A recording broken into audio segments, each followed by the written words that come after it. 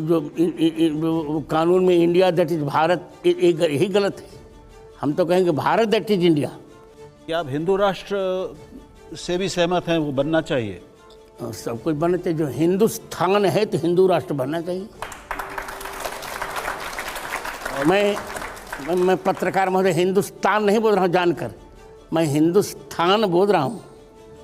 हिंदुस्तान है तो वैसे हमारे शास्त्रों में तो हिंदू शब्द नहीं है, बहुत किसने कहा? भारत। किसने कहा? गुरु जी, जगत गुरु जी, एक मैं पहले मैं बोलूं। मैं आपको ये बता रहा हूँ,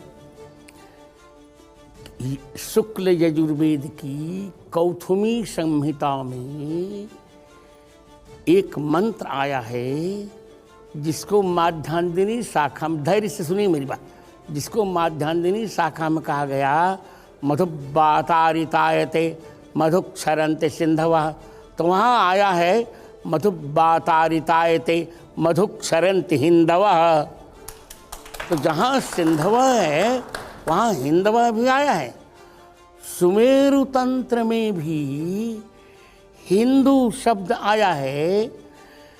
हिंदू शब्द आया है। हिमाचलम समारभ्य यावदिंदु सरोवरम तत्रस्था जनता यातु सा हिंदूरिति कथ्यते। हिमालय से लेकर इंदु सरोवर पर्यंत रहने वाली जनता को हिंदू कहते हैं। हुंकुर्वत्यश्च दुह्यन्ते गावो यत्र समादृताः गो विप्र प्रतिमा सेवी स हिंदूरिति कथ्यते। जहाँ हिंकार करती हुई गौएं दुही जाती हैं उसे हिंदू कहते हैं। हिंसा च दूयते यत्र सदा चरण तत्परः गो विप्र प्रतिमा तुलसी प्रांगणे यस्य स हिंदूरिति कथ्यते। जहाँ हिंसा की निंदा की जाती है, जहाँ जिसके आंगन में गौ तुलसी का बिरवा हो वो हिंदू है। हिनस्ति भावनाम यातु हीनाम प्रसवतो मुदा रामकृष्णार्चकोयश्च स हिंदू कथ्यते। हिंदू शब्द के लिए कम से कम सैकड़ों श्लोक दिए गए सुमेरु तंत्र में। अब जिसको पढ़ना ही नहीं है, हमारी अवधी भाषा में करिया अक्षर भैंस बराबर सुनना जैसन पढ़वा, तो उसको कहने दिया जाए। आचार्य जी, लेकिन अब यहाँ मेरा सवाल ये है कि हिंदू राष्ट्र बनेगा, और जो आजकल नए लोग आए हैं सामने, सड़कों पर आते हैं हिंदू राष्ट्र लेकर के, हिंदू राष्ट्र बनाएंगे, वो कहते हैं बाकी सब पाकिस्तान चले जाएं। हिंदू राष्ट्र बनेगा तो मुसलमान कहाँ जाएंगे? पहली बात, मजहब के आधार पर बटा था यह देश। पहली बात, इनको चला जाना चाहिए था, नहीं गए। अब यहाँ रहें, पर यदुबर और रघुबर के होके रहें, बाबर के होके न रहें। वंदे मातरम तो इनको कहना पड़ेगा। आप कह रहे हैं अपना धर्म परिवर्तन कर लें? आप कह रहे हैं धर्म परिवर्तन? नहीं, मैंने कभी नहीं कहा धर्म परिवर्तन करें। वे करवा रहे हैं। लव जिहाद के नाम पर वे हजारों हिंदू लड़कियों का सील भंग कर रहे हैं। वे सब कर रहे हैं, हम नहीं कर रहे। आप जानते हैं लव जिहाद के नाम पर कितना हुआ, क्या क्या नहीं हो रहा है। अभी नोह में क्या हुआ? अभी श्रद्धा के 32 टुकड़े 35 टुकड़े कर डाले गए। तब तो किसी पत्रकार की जू नहीं रुकी। अत्याचार की पराकाष्ठा हो गई। मानवता का खून हठात पिया जा रहा है। तब तो किसी पत्रकार ने कुछ नहीं कहा। तो पत्रकार की परिभाषा है, जो कुछ कहो वास्तविक और निष्पक्ष होकर कहना चाहिए। आचार्य जी, आपके एक शिष्य हैं धीरेन्द्र शास्त्री। हाँ, वो भी अपने मंचों से कहते हैं कि भारत तो छोड़िए, मैं पाकिस्तान को भी हिंदू राष्ट्र बना दूंगा अगर आप। कौन गड़बड़ करते? कहने जी अच्छा तो है, बन जाए। लेट हिम से, तो बालक है, कहने दीजिए। पर ये बताइए आचार्य कि देश संविधान से चलेगा या आचार्य धीरेन्द्र शास्त्री के इन बयानों से चलेगा? नहीं, संविधान से चलेगा। सब कुछ ठीक होगा, चिंता मत करिए। संविधान कभी कभी संविधान बयानों का भी अनुगमन करने लगता है। चिंता की ऐसी कोई बात नहीं। एक महाराज जी, 2-3 प्रश्न है। चलिए, 2-3 प्रश्न है कि हैं? लाखों लोग आपको सुन रहे हैं, देख रहे हैं। जी। आप जगत गुरु हैं। मैं हूँ निर्भ्रांत। जगत में मुसलमान है कि नहीं है? बिल्कुल है। फिर जगत गुरु सुनिए, गुरु का अर्थ होता क्या है? गु शब्दस्तंधकार स्यात् रू शब्दस्तन्निरोधकृत। हृदय की कुंठा को जो मिटा दे वही जगत गुरु है। तो मेरे वक्तव्य से मुसलमानों को भी हृदय की कुंठा मिटा लेनी चाहिए। एक दूसरा मुद्दा ये है, अभी 3-4 महीने पहले एक बैठक हुई देवबंद में, वहाँ मौलाना अरशद मदनी साहब ने एक बहुत अच्छी बात कही, एकता की बात कही। उन्होंने कहा कि जो अल्लाह है और जो ओंकार है, ये दोनों में दार्शनिक रूप से एकता है। इस पर आप क्या कहना चाहते हैं? मैं सुनना चाहता हूँ, समझना चाहता हूँ, क्योंकि मंच पर विवाद खड़ा हो गया। मैं तो ये नहीं कहना चाहता, मैं यही कह रहा हूँ कि ओंकार शब्द शास्त्रीय है। अब अल्लाह शब्द उनका कहाँ से शास्त्रीय हो तो वो जाने।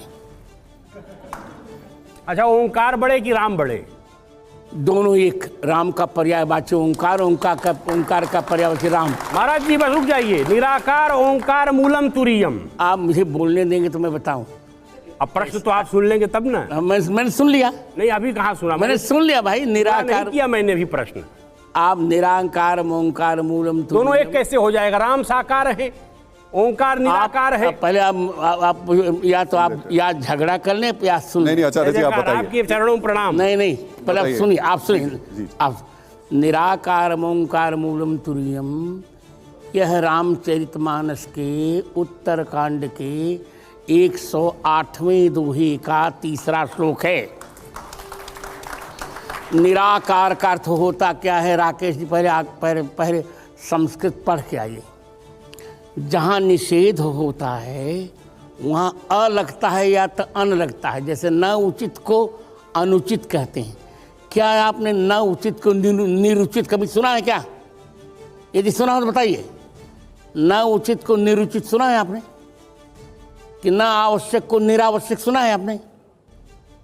तो यदि न आवश्यक को निरावश्यक नहीं सुना है, न उचित को निरुचित नहीं सुना है, तो न आकार को निराकार नहीं कहा जा सकता। निराकार का अर्थ होता है निर्गताः आकाराः यस्मात्, जिनसे सभी आकार निकले हैं उसे निराकार कहते हैं। आपने मैं बहुत आत्मविश्वास से कर रहा हूँ राकेश जी, बहुत पढ़ा लिखा व्यक्ति हूँ मैं।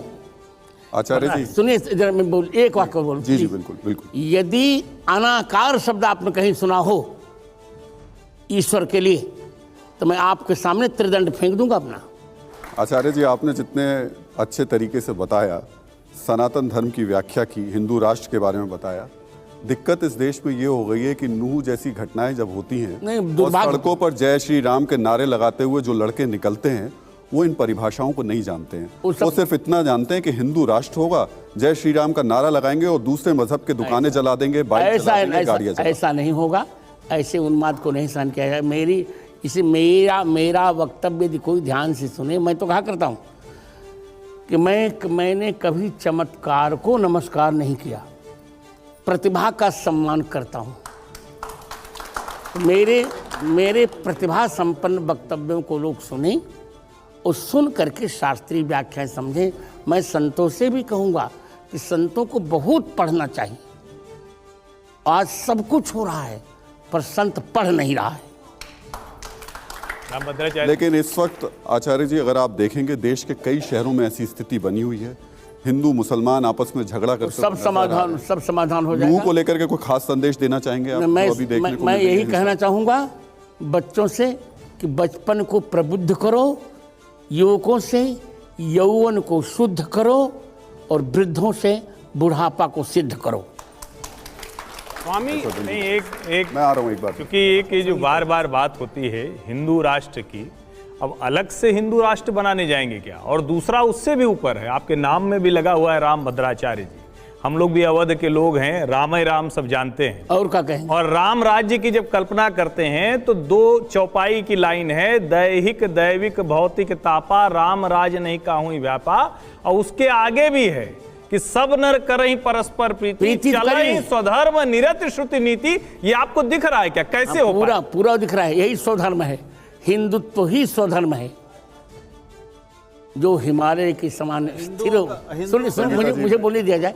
मैं आता हूं। संगीता जी एक सवाल आपसे। जो हिमालय के समान स्थिर हो और इंदु माने चंद्रमा के समान सबको अमृत बांटते। यही तो हिंदुत्व है, यही तो भारतीयता है, यही स्वधर्म है। हमारे कुरानों में 33 बार कहा गया काफिरों को काट डालो। हमारे यहाँ कहा गया वसुधैव कुटुम्बकम मा हिंसा सर्वभूतानि, किसी की हिंसा मत करो। ये क्यों नहीं देखते आप? हमारा स्वधर्म यही है। पर मान लो कहीं हमारी बहन बेटियों की इज्जत को लूट रहा हो, तब अहिंसा परमो धर्म रटेंगे, गलत बात। तब तो अहिंसा परम अधर्म, तब कहेंगे कि अत्याचार हिंसा न करना सबसे बड़ा अधर्म है।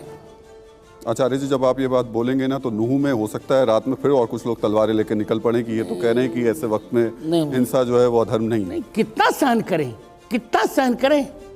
कबल कह लगी सहो रहो मन मारे, नाथ साथ धनु हाथ हमारे। हम सबको सहिष्णुता करें, सब लोग सहन करें। अभी सहन करने के समय है, थोड़ा सा संयम बरतें, सब कुछ ठीक हो जाएगा। संगीता जी। जगतगुरु जी, लगातार लगभग ये आरोप लगता रहता है कि पिछले 1 दशक में हिंदू जो है वो बड़ा उग्र हो गया है। क्या हो गया? उग्र। बिल्कुल उग्र नहीं हुआ। आप लगातार नहीं, अपने अधिकार को बेटी, अपने अधिकार को मांगना उग्रता नहीं है। नहीं, मेरा सवाल अपने अधिकार को मांगना उग्रता नहीं है। याचना नहीं, अब रण होगा, संग्राम महाभीषण होगा। अपने अधिकार को मांगना उग्रता नहीं है।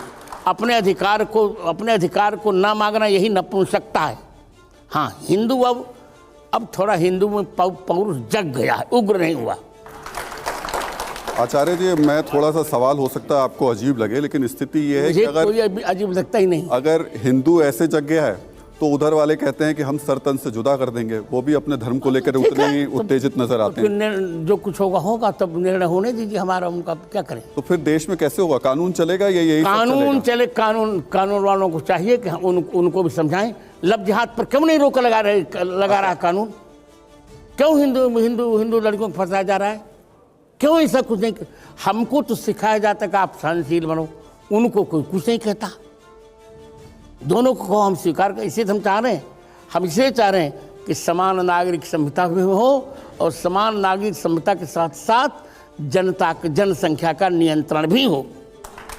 आचार्य जी, हो सकता है 23 अगस्त को हमारा चंद्रयान जो है वो चंद्रमा पे उतर जाए। हम एक उस तरफ जा रहे हैं, और दूसरी तरफ अगर हम धर्म पर अपने ही देश में इस तरीके के संघर्ष करें, संघर्ष तो नहीं क्या स्थिति बनेगी? नहीं, संघर्ष नहीं करना चाहिए। सबको सह अस्तित्व की भावना से रहना चाहिए। हम अपने धर्म का पालन करें, वो हमें न छेड़े। देखो, भूल कर भी किसी को न छेड़ेंगे हम। हमारा सिद्धांत है, भूल कर भी किसी को न छेड़ेंगे हम, और छेड़ने पर किसी को न छोड़ेंगे। महाराज, इतना अगर हम लोग कभी भारतीय इतिहास में हमने तो सबको एक करके देखा, हमारे गुरुओं ने सबको मिलाया है, इतना परायापन क्यों है? मुझे आश्चर्य यही लग रहा है। हम पराया क्यों मानते हैं मुसलमानों को? किस हमने कहा पराया माना?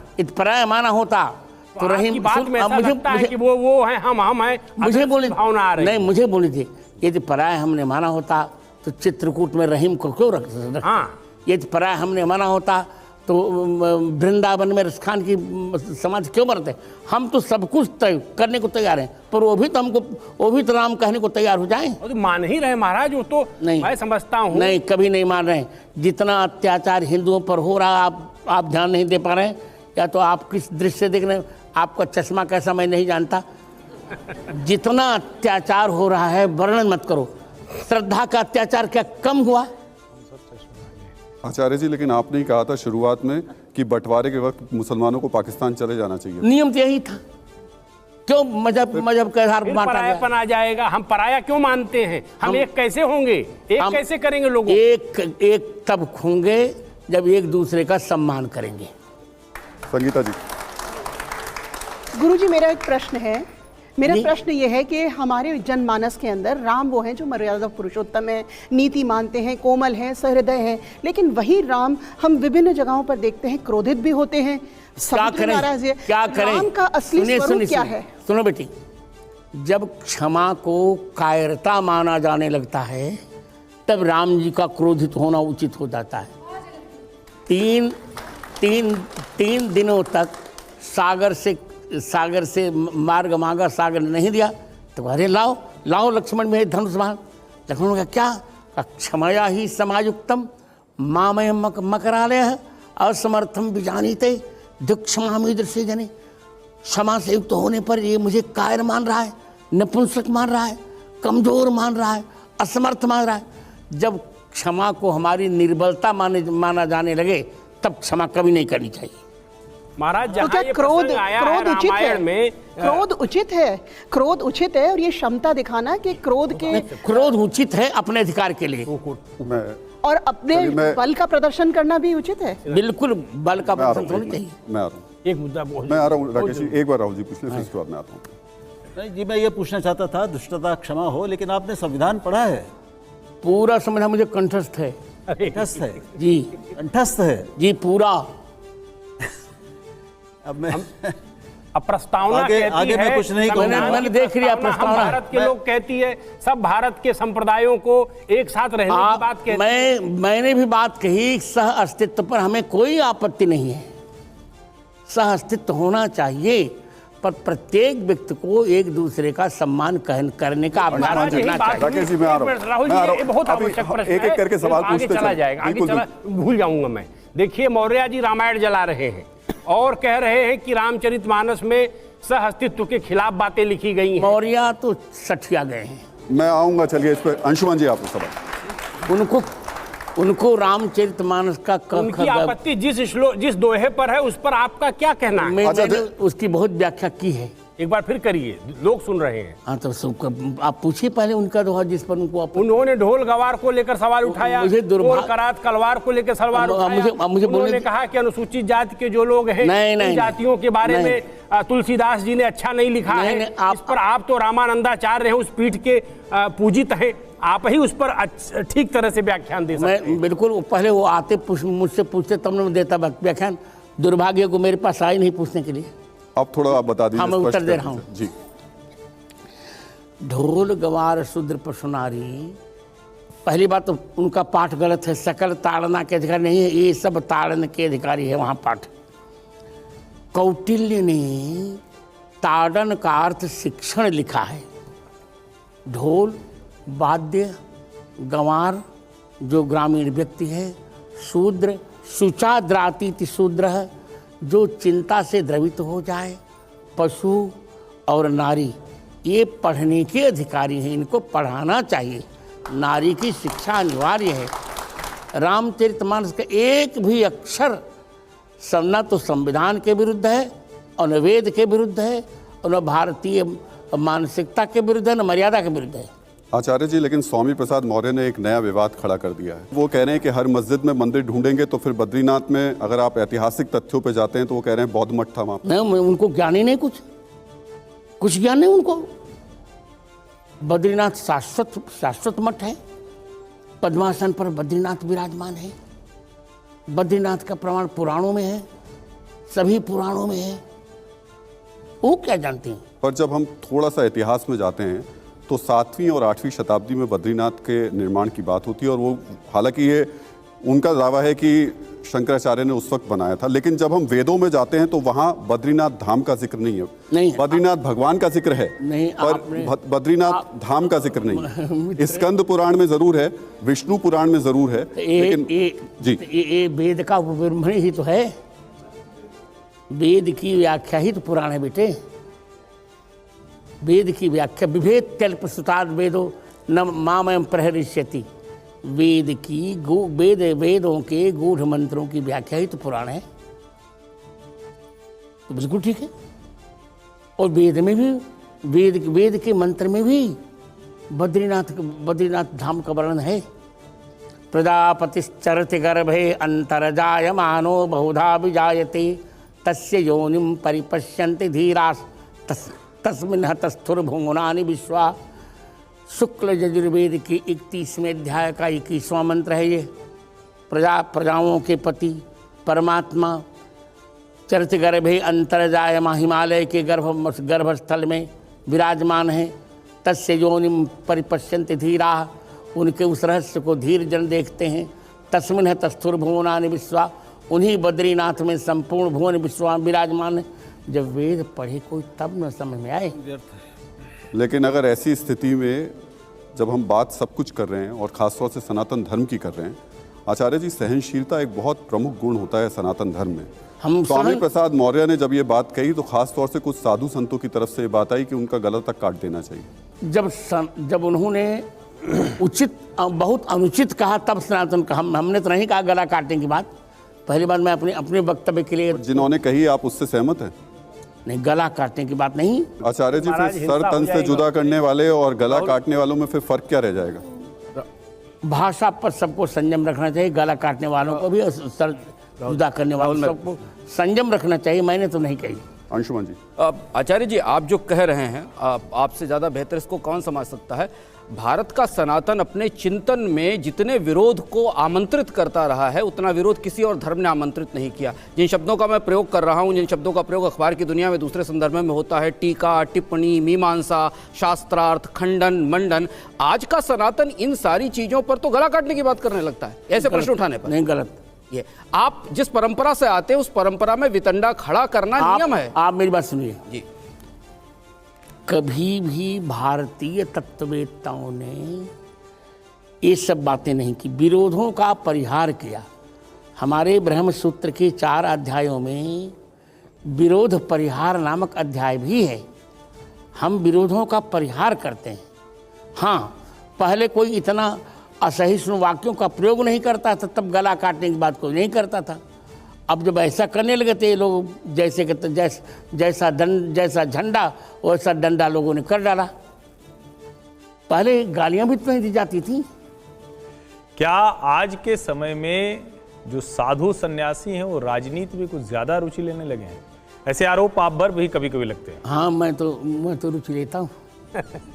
मैं महाराज हूँ तो महाराजनीति करता हूँ तो क्या बिगड़ गया? और राजनीति तो साधु पहले से करते रहे हैं। ऋषियों ने राजनीति की, तब उसका क्या नाम, उसका बेन को दंडित किया। नारद ने, वशिष्ठ ने राजनीति की, तब रावण को दंडित किया। नारद ने राजनीति की, तब कंस को दंडित किया। चाणक्य ने राजनीति की, तब महापद्मनंद को दंडित किया। और गोस्वामी जी ने राजनीति की, तब तो मुगल शासन को दंडित किया। लेकिन आचार्य जी, लेकिन वो सारे लोग सत्ता की सीकरी से दूर थे।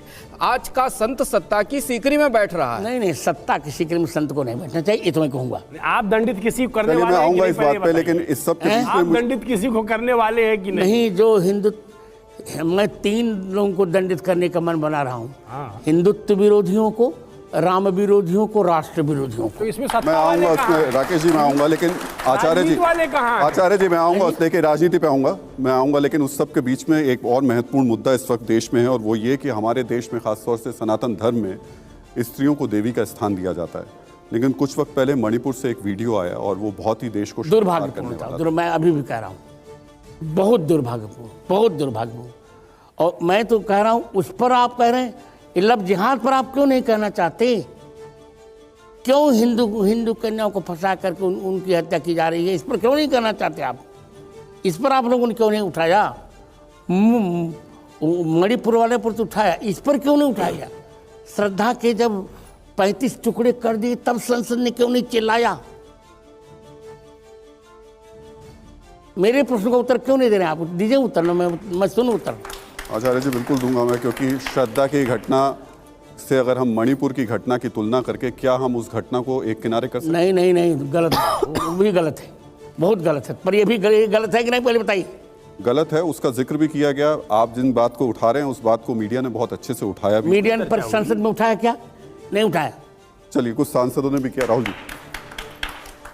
स्वामी जी, मुझे ईमानदारी से ये कहना पड़ेगा कि मैं काफ़ी निराश हूँ, लेकिन आप निराश मत होइए। नहीं, उसका कोई आपके लिए कोई अर्थ नहीं है, लेकिन मैं केवल अपनी भावना व्यक्त कर रहा आप था। निराश मत होइए, डोंट बी होपलेस, सब कुछ ठीक होगा। मैं आपने बीच में एक बात कही कि आप चमत्कारों से के खिलाफ हैं, उनके विरोधी हैं। मैं चमत्कारों पर विश्वास नहीं करता। मैं विश्वास नहीं करते, लेकिन आपके जो परम प्रिय शिष्य हैं वो तो केवल चमत्कार दिखाकर ही लोगों को आकृष्ट कर रहे हैं। अच्छा लड़का है, चमत्कार। उनकी विद्या का कोई प्रदर्शन नहीं हुआ आज तक। कितने वो शास्त्रज्ञ हैं ये कभी सामने नहीं आया। वो शायद 10 श्लोक भी कठिन हो जाएगा। अरे नहीं, लेकिन वो तो सिर्फ शुद्ध चमत्कार कर रहे हैं। ठीक है, अच्छा है, वो भी पक्ष अच्छा, पर धर्म के विरुद्ध कुछ नहीं कर रहे हैं ना। धर्म तो के उनके पास चमत्कार के अलावा कौन सा गुण है बताइए? उनके पास गुरु भक्ति है, मेरे पर उनकी भक्ति है। देखो कितनी बड़ी भक्ति है उन पर। आचार्य निष्ठा उनके पास है। अब चूंकि वो उनके आचार्य आप हैं, वो आपके शिष्य हैं, तो ये तो परस्पर प्रशंसा वाली बात हो गई। मैं प्रशंसा नहीं कर रहा हूँ, मैं असत्य नहीं बोलता मैं। बात तो वही हुई ना। नहीं, ऐसा नहीं। लेकिन आपके उस सुनिए, मेरी बात शिष्य सुनिए। वो जिस तरह की बातें कर रहे हैं, वो जितनी हल्की बातें करते हैं, वो कई बार विदूषक की तरह व्यवहार करते हैं। आपको दिखता है, देख रहे हैं आप उसको? क्या बालको वर्तते, बालको वर्तते, ठीक है।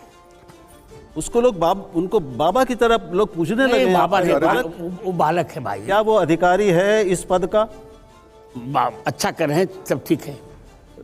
आचार्य जी, राहुल जी का कहने का मतलब ये है कि क्या आप आचार्य धीरेन्द्र शास्त्री के जो चमत्कार हैं उनको मानते हैं?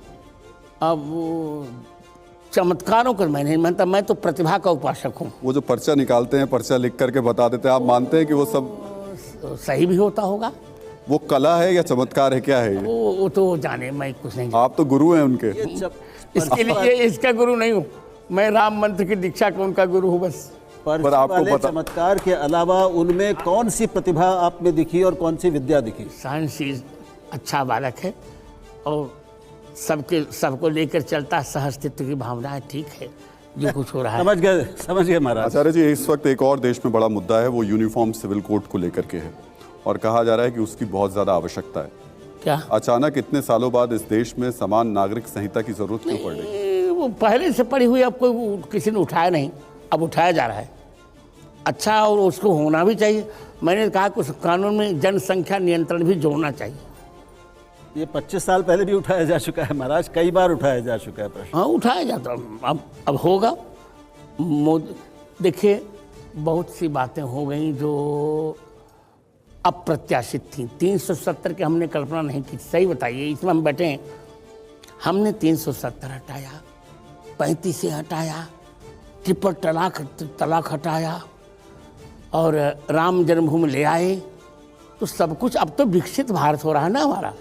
अब हम एक भारत और श्रेष्ठ भारत की ओर जा रहे हैं। सब कुछ ठीक करेंगे, ये भी ठीक होगा। कुछ दिन में हम गोवध भी बंद करवाएंगे, कुछ दिन में हम रामचरितमानस को राष्ट्र ग्रंथ भी घोषित कराएंगे।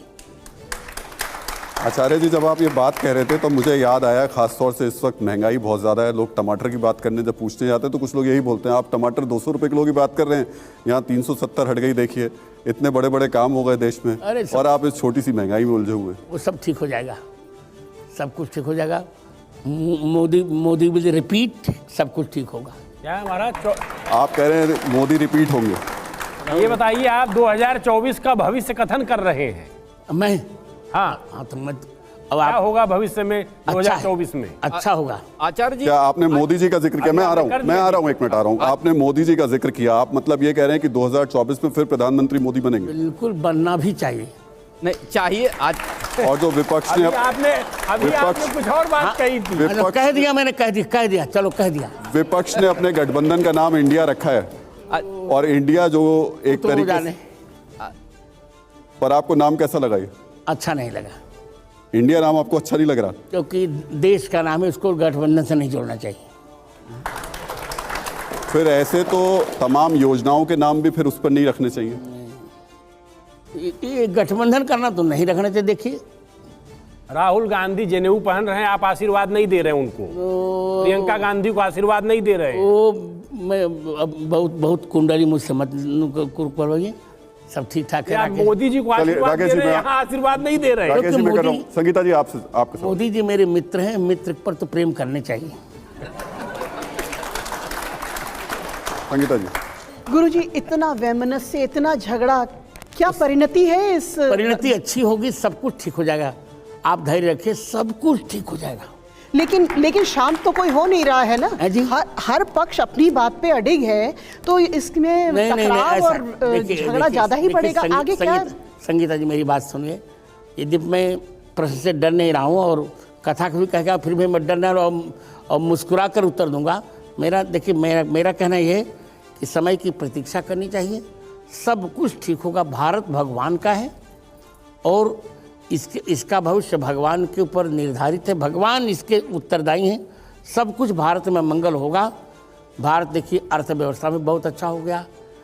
व्हाइट हाउस में कभी भी दुर्गा सप्तशती की गूंज नहीं होती थी, अब होने लगी।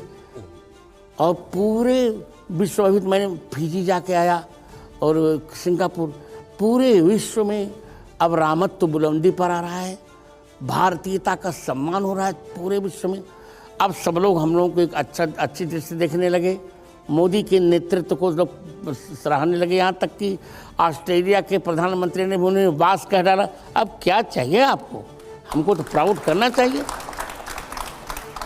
महाराज, आपको सुनकर लग रहा है कि भाजपा का प्रवक्ता बोल रहा है, कोई सरकार का प्रवक्ता। ऐसा ये धर्माचार्य के लिए उचित है? नहीं नहीं, धर्माचार्य जो उचित हो वही धर्माचार्य शब्द बोलते हैं। आप मुझे बोलने दीजिए, आप मुझे बोलने दीजिए। जो कुछ उचित हो वही धर्माचार्य को बोलना चाहिए, चाहे वो किसी का भी हो। क्या क्या क्या क्या वेदव्यास पांडवों के प्रवक्ता थे? पर पांडवों का धर्म था तो धर्म का साथ दे दिया। उस वक्त लोकतंत्र नहीं हुआ करता था महाराज जी। सब लोकतंत्र था। जो जो जो जो नीति कुछ भाखो भाई तुम बर जो भय बिसराई। देश संविधान से नहीं चलता था उस वक्त, संविधान से आजकल संविधान से चल रहा है। संविधान से चलता था। मनुस्मृति आपने पढ़ा, मनुस्मृति का संविधान था भारत में उसमें भी। जिस विषय पर हम लोग चल रहे हैं, आपने कहा कि भारत में बहुत संपन्नता हो रही है, भारत बहुत आगे जा रहा है। यही सब देखकर आपको लग रहा है कि सीमा हैदर पाकिस्तान से यहाँ भारत चली आई, उसको लग रहा है बहुत अच्छी स्थिति बन गई? नहीं, डर लग रहा है। आपको पता है सीमा हैदर के बारे में? सब मुझे पता रहता है। क्या जानकारी है आपके पास में? अब क्या जानकारी, क्या बस ठीक है, जो कुछ हो रहा है ठीक हो रहा है, जानकारी तो ही है। पर यहाँ से एक और लड़की अंजू नाम की, वो पाकिस्तान चली गई। सीमा यहाँ आई है, अंजू वहाँ चली गई और वहाँ उसको खूब पैसा दिया जा रहा है, तोहफे दिए जा रहे हैं, ज़मीनें दी जा रही हैं, फ्लैट दिए जा रहे हैं। यूँ होना ऐसा नहीं चाहिए।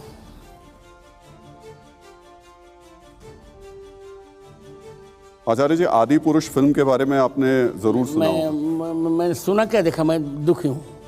उत्तर दे दिया मैंने। मनोज मुंतशिर ने लेकिन माफ़ी मांग ली, फिर भी कुछ लोग कह रहे हैं कि माफ़ नहीं करेंगे। आपको लगता है कि माफ़ कर देना चाहिए अगर कोई व्यक्ति माफ़ी मांगे? हाँ, तो प्रायश्चित्तो भवति सपदि स्वीकृते पातकानाम, पापों के स्वीकार से ही प्रायश्चित्त हो जाता है। माफ़ी करने लायक गलती थी उनकी, आप मानते हैं? नहीं, गलती तो बहुत बड़ी है। आप माफ़ करेंगे उन्हें दिल से? दिल से तो मैं माफ़ नहीं करूँगा, उसे भले माफ़ कर दूँ। जी मद्राचार्य जी, जो मनोज मुंतशिर शुक्ला के लिए आप कह रहे हैं आदि पुरुष के लिए, उन्होंने अपने पक्ष जो कहते हैं ना कि तर्क जो देते हैं, तो उन्होंने कहा कि ऐसा कथावाचक लोग भी मंचों पर कहते हैं इसी तरह की ऐसा बात कुछ नहीं कहता कोई। तो क्या ये जो कथा के साथ जो सामान्यीकरण में धर्म और कथा को इस तरह से जोड़ा जाता है, ये उचित है क्या? नहीं, बहुत अनुचित है। और कथावाचक कोई कहता नहीं। हमसे तो उन्होंने कभी चर्चा तक नहीं की। चर्चा करते, एक विषय पर चर्चा की थी, मैंने कह दिया था कि सीता जी का वनवास नहीं हुआ था दूसरा वाला, वो उसमें मत दिखाना। नहीं, आप कह रहे हैं कि स्क्रिप्ट आपको बताई थी उन्होंने? नहीं, केवल एक विषय पर पूछा था, हमको पूरी नहीं बताई थी। मैं झूठ को बोलूं? पर इस फिल्म को लिखते वक्त उन्होंने चर्चा की थी आपसे? नहीं, केवल ये कहा था कि मैं एक रामायण बना रहा हूँ। मैंने कहा रामायण बना रहे हो तो सीता जी का दूसरा वनवास मत दिखाना, वो नहीं है प्रमाण। अब हम क्या समझें कि कितना गलत कर डाला। सुसेन की जगह विभीषण की पत्नी को कर डाला, क्या क्या सब अपने मन से कर डाला। महाराज जी, आपने इतनी बड़ी बात कह दी इतने सरलता से कि सीता जी का दूसरा वनवास नहीं है। इस पर मेरी सुनिए, आप बड़ा एक प्रसंग है पौराणिक। आप मेरी रामायण का उत्तर खारिज कर रहे हैं। आप मुझे सुनना ही नहीं चाहते तो मैं क्या करूं? पूरा दंडवत प्रणाम करके सुनना चाहता हूं। क्या सुनना चाहते? आप सुन ही नहीं रहे। वाल्मीकि रामायण का उत्तरकांड कैसे आप खारिज कर रहे हैं? आप मेरी एक पुस्तक है, सीता निर्वासन एवं संभोग नहीं, कल आप ले आइएगा मेरे यहाँ से या किसी से मंगवा लीजिए। वाल्मीकि रामायण में पहले 6 ही कांड थे, उत्तरकांड नहीं था, केवल 6 कांड थे। वाल्मीकि प्रेस को चिट्ठी लिखी और कहिए इसको बाहर करो और वाल्मीकि रामायण का संशोधित पाठ प्रकाशित करो। हमने चिट्ठी लिखी पर वो माने तब ना। अरे जगत गुरु की बात नहीं मान रहे? नहीं मानते। क्यों नहीं मानेंगे? हमने राम सब शंकराचार्य को बुलाइए। सुनिए, रामचरितमानस में भी मैंने लिखी 4200 गलतियां उन्होंने की थी, पुरानी प्रतियों को नहीं देखा था। जब उन्होंने नहीं माना तो हमने अलग से संपादन किया, फिर उन लोगों ने मुकदमे मेरी विजय हुई। लेकिन आपने तो उसे वापस ले लिया ना, आपने रामचरितमानस को संशोधित किया था जी। नहीं, 400 साल पहले जो गोस्वामी तुलसीदास जी लिख गए थे। आपको मेरा दुर्भाग्य है कि आप समझ नहीं पा रहे संपादन और संशोधन का अंतर। मैंने संपादन किया है, संशोधन नहीं। एक चीज और आपको बता देता हूं तमाम दर्शकों को और आप लोगों को कि जिस वक्त अयोध्या राम जन्मभूमि को लेकर के पूरा मुकदमा चल रहा था, उस समय आचार्य जी की गवाही हुई थी और उसमें तुलसी दोहावली को लेकर के जो आचार्य जी ने कहा, उससे वो केस पूरी तरीके से कहते हैं एकदम से टर्न हो गया था। वो जरूर आप जानकारी दे दीजिए एक बार आचार्य जी। मैं तुलसी दोहा शतक एक गोस्वामी जी का ग्रंथ है, उसमें उन्होंने स्पष्ट लिखा है, राम जन्म महि मंदिर ही तोरी मसीत बनाए, बहु हिंदुन जौनन हती तुलसी की नहीं हाय। 15 दोहे पूरा कंठस्थ है मुझे, सब मैंने कोर्ट में उपस्थित किया था। अदालत की कार्रवाई में हुआ क्या था, वो थोड़ा किस्सा जानना चाहते हैं हम लोग। अदालत में भिन्न भिन्न प्रश्न हुए थे। मेरा बयान तो 100 पृष्ठों में है। मूल प्रश्न था कि राम जन्मभूमि का प्रकरण क्या वैदिक है, क्या राम जन्मभूमि पर वेद ने कुछ कहा। तो मैंने उनको कहा कि अथर्ववेद की 10वें कांड के 31वें अनुवाक का द्वितीय मंत्र है, अष्टाचक्रानवद्वारा देवानां पूरयोध्या यस्याम हिरण्मयः कोशः स्वर्गो ज्योतिषावृतः। 8 चक्रों वाली 9 द्वार वाली वह अयोध्या, जिसमें मंडप के आकार का एक स्वर्ण मंदिर है, वहाँ पर भगवान राम का आविर्भाव हुआ। उस स्थान पर आविर्भाव हुआ जहाँ मेष के सूर्य की दृष्टि पड़ती है, मकर के मंगल की, तुला के शनि की, कर्क के बृहस्पति की, मीन के शुक्र की। ठीक उत्तर दिशा में सरयू बह रही हैं। 300 धनुष पर बह रही हैं सरयू। उदाहरण भी मैंने बहुत से दिए थे, यहाँ तक कि 441 उदाहरण मैंने दिए थे।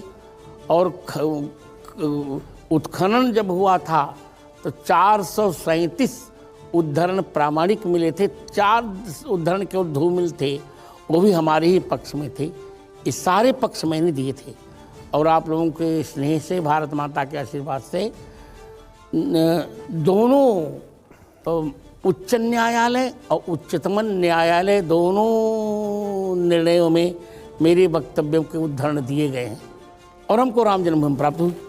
आचार्य जी, राम मंदिर बनने वाला है जल्दी, 2024 में उद्घाटन भी हो जाएगा, लेकिन अभी के वक्त में राम के 2 विचार पूरे देश में देखने को मिल रहे हैं। एक विचार तो महात्मा गांधी के हैं, कुछ वक्त पहले मुरारी बापू से हमने बात की थी, वो भी वही बात कहते हैं। ईश्वर अल्लाह तेरो नाम वाली बात, उनकी कहानी आती है, उनके विचार आते हैं। लेट हिम से। और एक दूसरे वो लोग दिखते हैं जो कि नूह में लोगों को मारते हैं और जय श्री राम के नारे लगाते हैं। ये 2 विचार भगवान राम के इस नहीं, भगवान राम के विचार नहीं, भगवान राम का विचार है सब लोग सुखी रहें, सर्वे भवन्तु सुखिनः। हाँ, कोई किसी को छेड़े नहीं, हमें अपने धर्म को पालन करने की स्वतंत्रता दी जाए। ये नहीं कि हमारी रामनवमी पर आप गोली चला दें या हिंदुओं को मार डालें, ये सब न हो। भगवान राम को लेकर जो महात्मा गांधी के विचार थे, आप उससे सहमत हैं? मैं वाल्मीकि के विचार से सहमत हूँ। महात्मा गांधी कोई हमारे लिए वो आदर्श नहीं, वाल्मीकि आदर्श हैं, तुलसीदास जी आदर्श हैं और सब पूरे देश के आदर्श हैं। वो राष्ट्रपिता हैं आचार्य जी। वो अलग बात है, वो राष्ट्रपिता होंगे तो क्या उनके मरने के बाद क्या राष्ट्र बिना बाप का हो गया क्या? आप क्या कह रहे हैं? आचार्य जी, जब आप ये बात कहते हैं तभी कुछ लोग होते हैं जो नाथूराम गोडसे की मूर्ति बनाना शुरू कर देते हैं, अलग बात है, और फिर उनके मालाएं चढ़ाना शुरू कर देते हैं। मैं कुछ नहीं कह रहा हूं, पर मैं कह रहा हूं कि रामो राष्ट्रपिता गेयः, रामो राष्ट्रस्य मंगलम। राष्ट्र के मूल पिता राम जी हैं, जिनका कभी विनाश नहीं होता, और राम जी ही राष्ट्र के मंगल हैं। इसे आप देखे होंगे भारतीय संविधान में प्रथम पृष्ठ पहली पुस्तक जब छपी थी भारतीय संविधान की, तो सीताराम जी की मूर्ति आपने देखा होगा। तो विचार तो अपने अपने होते रहते हैं, विचार लोग करते रहते हैं। हाँ, राम जी के लिए मैं इतने कहूँगा कि वो राष्ट्र के मंगल हैं। मैं ये आप कह रहे हैं महात्मा गांधी राष्ट्रपिता नहीं, आप कह रहे हैं कि नहीं, मैं स्वीकार नहीं करते। मैं ये कह रहा हूँ कि पिता तो जगत के राम जी हैं, जगत पिता रघुपति हैं बिचारी। कैसे कहूँ? जो तो आप लाठी चला के कहवाइएगा क्या? जो अरे नहीं माता रामो मत पिता रामचंद्र, स्वामी रामो मत सखा रामचंद्र। अरे यार, राम जी को राष्ट्रपिता मानो, जिसका कोई वध ही नहीं कर सकता। जी, आप चीज़ों को थोड़ा अलग आयाम में ले जाते हैं। राष्ट्रपिता जो कहा था, पहली बात तो ये नेताजी सुभाष चंद्र बोस ने कहा था। जैसे हम शहीद भगत सिंह कहते हैं, जैसे हम लोकमान्य तिलक कहते हैं, जैसे हम शहीद आजम कहते हैं, लोकनायक जयप्रकाश कहते हैं, वैसे ही एक सम्मानजनक उपाधि। हाँ, ये उपाधि है बिल्कुल। तो इसको इतना स्थूल बना देना कि क्या बिना बाप के हो गया भारत, ये तो बड़ी विचित्र बात। नहीं, आपसे अपेक्षित नहीं। नहीं, मैं अनपेक्षित बात नहीं कर रहा हूँ, इतना मैं सहमत हूँ। उपाधि स्वीकार्य है, तो वही तो है उपाधि, और क्या उपाधि है? आप कहिए तो मैं कोई आपत्ति नहीं। अंशुमन जितनी उपाधि देते मैं दे दीजिए। आपने कहा बिना बाप के बाहर होगा। और क्या वास्तविक पिता राष्ट्र के हैं क्या वो? आचार्य जी, तो राम जी को वास्तविक पिता कहने में आपत्ति क्या है हमको? आचार्य जी, भगवा वस्त्र पहने संत को राजनीतिक दल का प्रचार करना चाहिए, यदि वो राजनीतिक दल पर टिकट नहीं लड़ रहा है तो। ये कितना मैं जानता हूँ ये वाक्य मेरे लिए होगा। नहीं, आपके लिए नहीं है। मैं ये बहुत सारे संतों की बात कह रहा हूँ जो बार बार सभाओं में भी आते हैं और बाद में कथा भी सुनाते हैं। अगर आप ऐसे कहेंगे तो योगी आदित्यनाथ भी फिर भगवा नहीं, लेकिन वो तो सत्ता के तंत्र के हिस्से हैं। लेकिन हम उन संतों की भी बात कर रहे हैं जो सत्ता तंत्र से बाहर है, पर वो प्रचार के लिए जाते हैं।